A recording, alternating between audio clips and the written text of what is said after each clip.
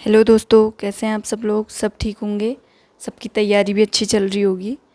आज हम साहित्य शास्त्र के अंतर्गत पढ़ेंगे नई समीक्षा। ठीक है, न्यू क्रिटिसिज्म। देख लीजिए, पहला क्वेश्चन है नई समीक्षा क्या है। हम पढ़ रहे हैं नई समीक्षा, तो इसमें सबसे पहले यह जानना जरूरी है कि नई समीक्षा आखिर है क्या। नई समीक्षा 1920 और 1930 के दशक में अमेरिका और इंग्लैंड में विकसित एक साहित्यिक आलोचना आंदोलन था। जो नई समीक्षा है वो 20वीं शताब्दी 1920 और 1930 के दशक में अमेरिका और इंग्लैंड, दो जगह है, अमेरिका और इंग्लैंड में विकसित एक साहित्यिक आलोचना आंदोलन था नई समीक्षा। ठीक है, दो जगह अमेरिका और इंग्लैंड में 1920 और 30 के दशक में। अब दूसरा क्वेश्चन बनता है नई समीक्षा आंदोलन का मुख्य उद्देश्य क्या था। क्यों रचा गया नई समीक्षा आंदोलन, क्यों हुआ यह, इसका उद्देश्य क्या था। देखिए, इसका मुख्य उद्देश्य काव्य की आंतरिक बनावट को परखना था। इसका मुख्य उद्देश्य था जो काव्य की आंतरिक बनावट है उसको परखना था, न कि बाहरी संदर्भ। उसके बाहरी संदर्भों को परखना नहीं था, अपितु काव्य की आंतरिक बनावट को परखना था। नई समीक्षा में विशेष बल संरचना, भाषिक उपकरणों, प्रतीकों, विरोधाभासों, संदर्भ और अर्थ की बहुस्तरीयता आदि पर दिया गया।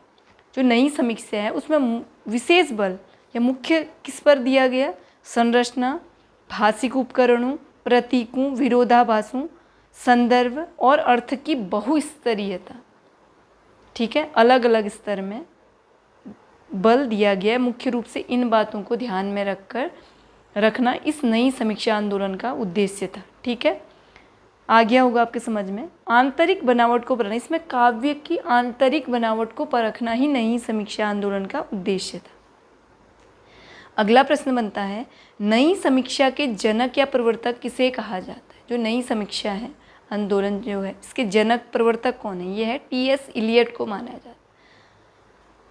ठीक है, अब क्या हुआ, 1941 में प्रकाशित जॉन को रैनसम की पुस्तक द न्यू क्रिटिसिज्म, जॉन को रैनसम है, इनकी एक पुस्तक है द न्यू क्रिटिसिज्म जो प्रकाशित हुई 1941 में, से यह नाम आलोचना के क्षेत्र में प्रसिद्ध हुआ। जो नई समीक्षा नाम है, यह जो जॉन को रैनसम है, इनकी पुस्तक द न्यू क्रिटिसिज्म से इनका जो ये नाम है नई समीक्षा आलोचना के क्षेत्र में प्रसिद्ध हो गया। ठीक है, किसकी पुस्तक है, जॉन को रैनसम द न्यू क्रिटिसिज्म, प्रकाशित हुई 1941 में।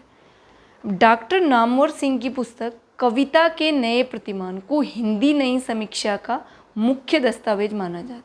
और जो डॉक्टर नामवर सिंह है, इनकी पुस्तक है कविता के नए प्रतिमान को हिंदी नई समीक्षा का मुख्य दस्तावेज माना जाता है। ठीक है, अब अगला प्रश्न बनता है नई समीक्षा के प्रमुख सिद्धांत क्या। जो नई समीक्षा आंदोलन है, इसके प्रमुख सिद्धांत या प्रमुख तथ्य क्या है। देखिए, पहला है कृति केंद्रित विश्लेषण। कृति मतलब जो काव्य है, रचना है, उसको केंद्र में रखकर विश्लेषण होगा। ठीक है, कृति केंद्रित विश्लेषण।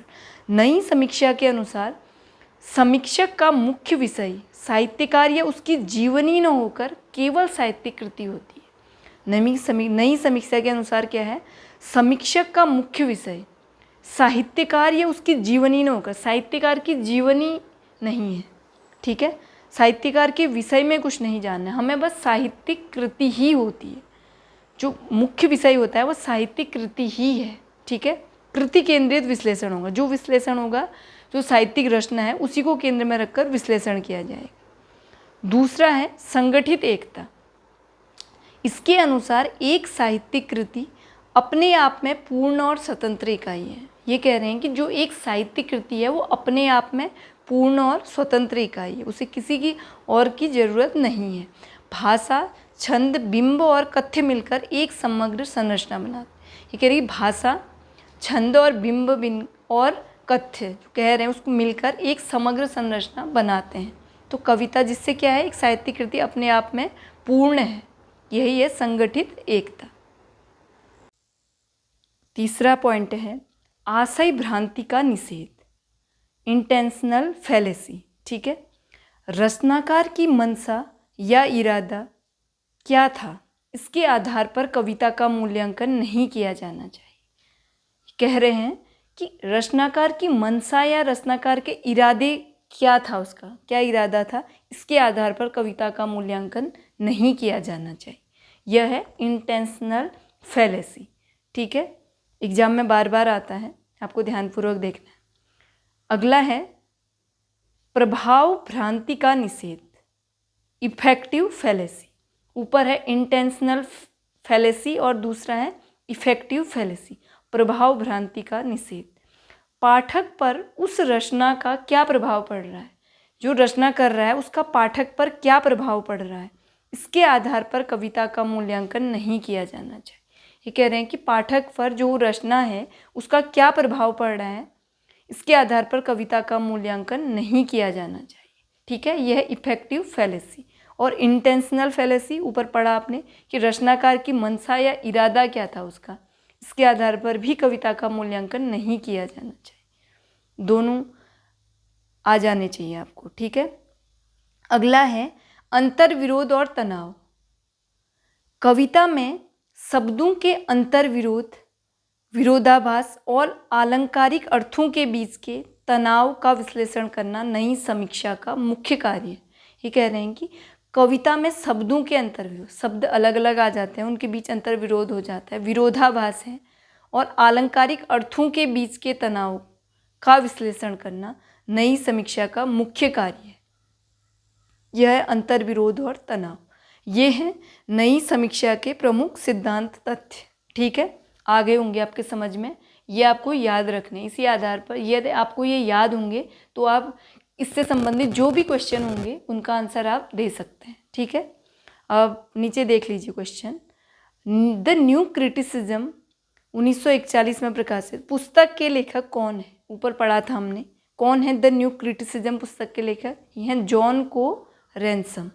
ठीक है, अगला प्रश्न बनता है नई समीक्षा में इंटेंशनल फैलेसी अभिप्राय मूलक भ्रम और इफेक्टिव फैलेसी प्रभाव मूलक भ्रम की अवधारणा विकसित की थी।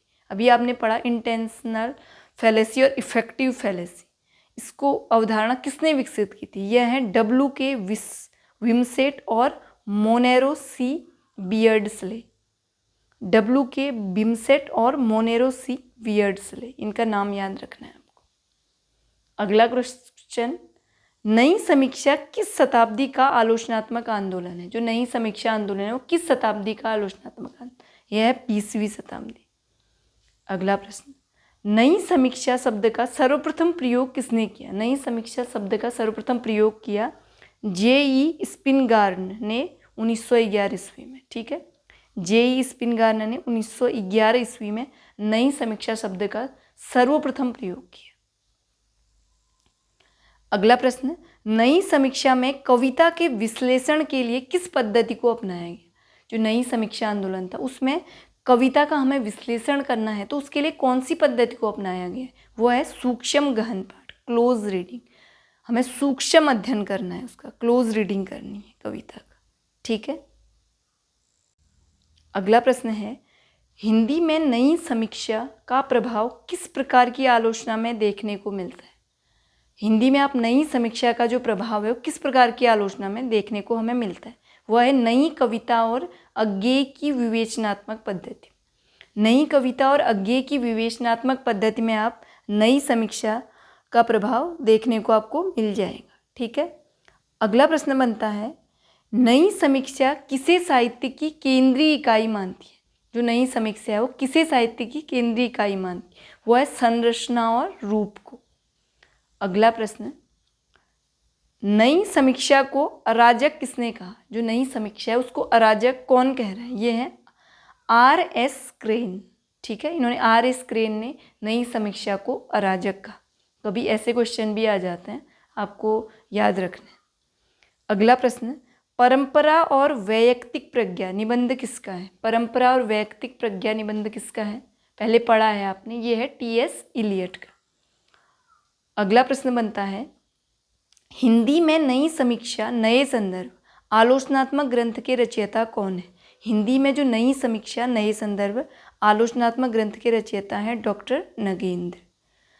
अगला प्रश्न है नई समीक्षा आज किस रूप में उपयोगी मानी जाती है? जो नई समीक्षा है वो आज किस रूप में उपयोगी मानी जाती है? यह पाठ विश्लेषण और शिक्षण में उपयोगी मानी जाती है, क्योंकि इसमें क्लोज रीडिंग हो रही है, पाठ का हमें विश्लेषण करना है, तो हम नई समीक्षा हमारे लिए उपयोगी होगी। ठीक है, अगला प्रश्न बनता है, नई समीक्षा के आलोचकों का मुख्य कार्य क्या था? जो नई समीक्षा के आलोचक हैं उनका मुख्य कार्य क्या था? उनका मुख्य कार्य था पाठ की गहन विवेचना करना। ठीक है, पाठ की गहन विवेचना करना नई समीक्षा के आलोचकों का मुख्य कार्य था। अगला प्रश्न बनता है, नई समीक्षा में कृति की अखंडता का अर्थ है क्या है? इंटेग्रिटी ऑफ द टेक्स्ट का क्या अर्थ है?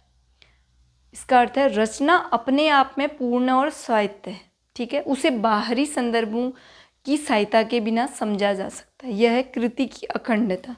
रचना अपने आप में पूर्ण और स्वायत्त है, उसे बाहरी संदर्भों की सहायता के बिना समझा जा सकता है। अगला प्रश्न है, काव्य भाषा में तनाव टेंशन का सिद्धांत किसने दिया? काव्य भाषा में तनाव का सिद्धांत दिया एलन टेट ने। इनके अनुसार टेंशन शब्द दो शब्दों के योग से बना है, एक है एक्सटेंशन और है इंटेंशन। एक्सटेंशन का अर्थ है अभिधार्थ और इंटेंशन का अर्थ है लक्ष्यार्थ या व्यंग्यार्थ। ठीक है, आज का वीडियो यहीं पे पूरा होता है। वीडियो अच्छा लगा हो तो आप इसे लाइक करें और अपने दोस्तों को शेयर करें और चैनल को सब्सक्राइब करें, आपने नहीं किया है तो। ठीक है, धन्यवाद।